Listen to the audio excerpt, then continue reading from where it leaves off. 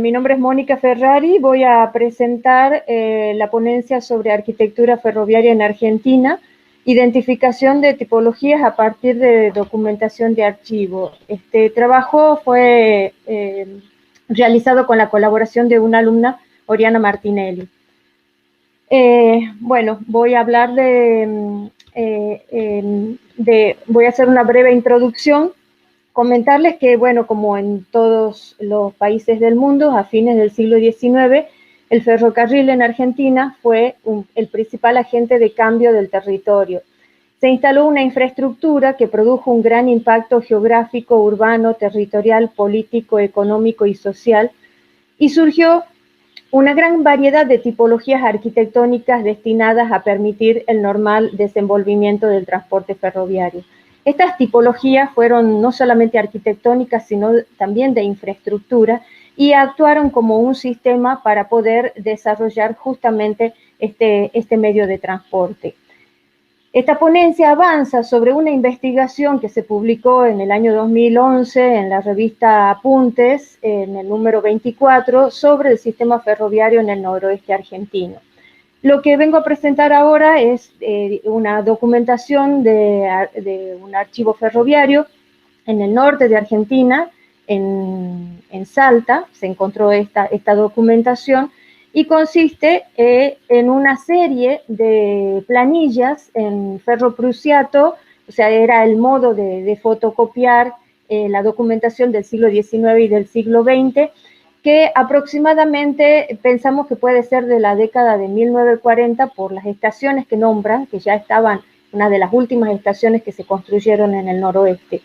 Esta documentación es muy importante como documento, como patrimonio documental, fundamentalmente porque trata de preservar, se puede preservar a través de esto la memoria ferroviaria y constituye una fuente documental importante, una fuente primaria para comprender lo que es la arquitectura ferroviaria. Esta documentación se basaba fundamentalmente, como dije, en una planilla donde tenía el número de plano, la designación, o sea, el tipo, y una pequeña diagrama de lo que sería la planta del edificio y de las secciones. En las investigaciones previas habíamos hablado sobre que el patrimonio ferroviario estaba constituido por tres grandes grupos. Por un lado, los documentos, o sea, la planimetría y la fotografía, el equipamiento, los bienes muebles, que estaba constituido por todo lo que es equipamientos de oficina, máquinas diversas, destinadas al tránsito de los trenes, como aparatos de bloqueo, aparatos con cámaras portátiles, telégrafos, etcétera, y los bienes inmuebles. Dentro de los bienes inmuebles tenemos las vías ferroviarias, los cuadros de estaciones y las obras de arte, por un lado, y por otro tenemos las instalaciones de apoyo y servicio, que son los tanques de agua, tanques de combustibles, puentes peatonales, silos, etcétera, y luego la arquitectura ferroviaria. Nosotros nos vamos a centrar un poquito apenas sobre una parte de esta arquitectura ferroviaria. El cuadro de estación, como ustedes ven acá, era esa especie de espacio generalmente rectangular donde se alojaban una cierta cantidad de edificios, como edificios de pasajeros, sanitarios, depósitos, talleres, casillas, usinas, servicios de salud y viviendas. Y fuera del cuadro de estación. Nos vamos a centrar sobre algunas tipologías que se ubicaban dentro del cuadro de estación. ¿Qué es lo que, sobre cuáles tipologías? Sobre los edificios de pasajeros, los galpones de carga y los depósitos de locomotoras.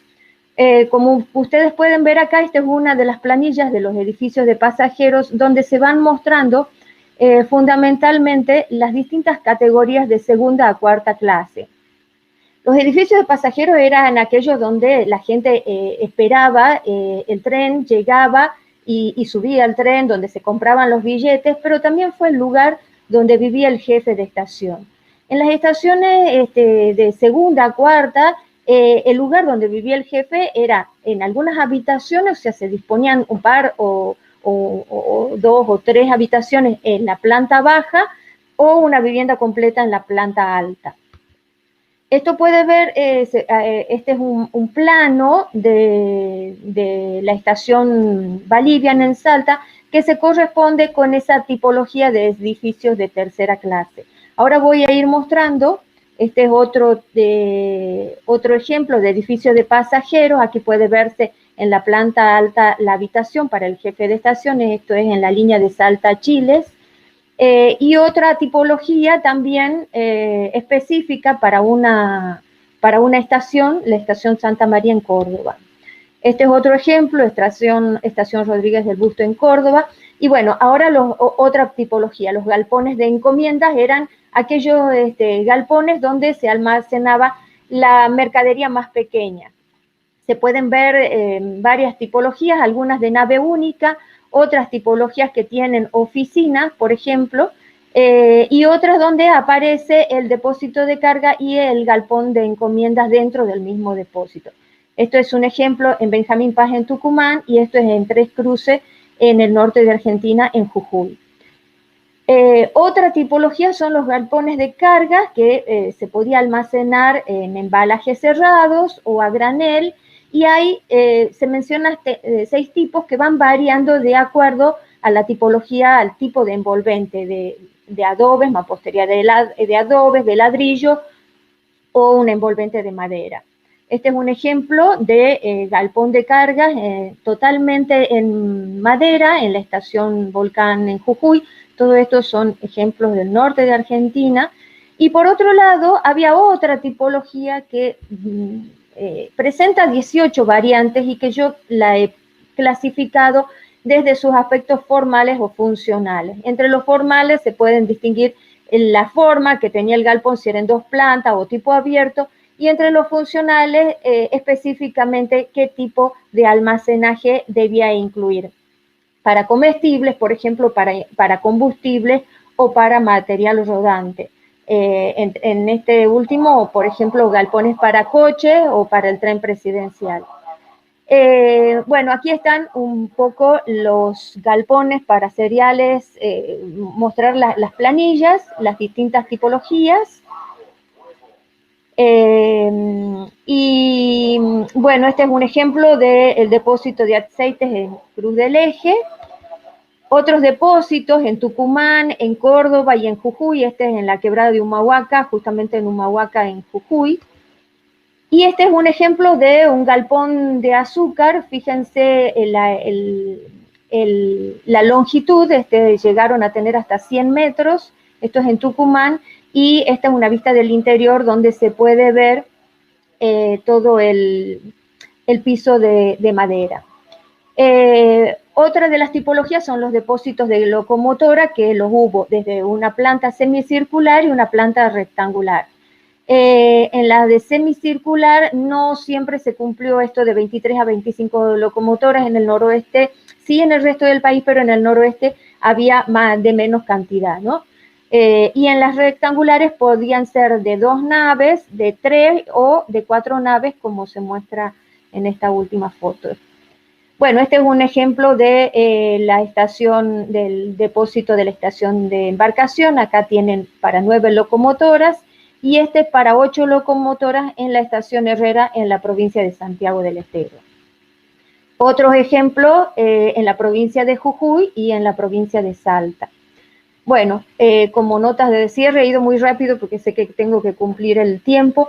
Hasta aquí se avanzó sobre la tipificación de edificios de pasajeros y se amplió la tipificación de galpones y depósitos de locomotoras, quedando pendiente para otras instancias las tipologías de casillas, viviendas, cabinas de señales y edificios varios. Cabe destacar que esta documentación encontrada se trata de 21 planillas, por lo tanto era como demasiado poder mostrarlas en esta presentación. Sabemos, por otro lado, que hay una gran cantidad de tipologías mayor a la analizada, pero no tenemos certeza de esas cantidades y variantes de tipo porque particularmente el estudio se ha hecho a nivel regional, o sea, en el noroeste argentino, que tiene una superficie aproximada de España continental. pero sí sabemos que los variantes han tenido que ver con las particularidades climáticas, productivas, y desde la importancia territorial que tenía el enclave dentro del sistema extractivo. En definitiva, hablar del sistema ferroviario es analizar un movimiento constructor que se convirtió en uno de los repertorios arquitectónicos e ingenieriles más integrados y sistematizados de la historia. Realmente la variedad de tipologías parece ser inabarcable, porque a medida que uno avanza en el estudio va aumentando cada vez más.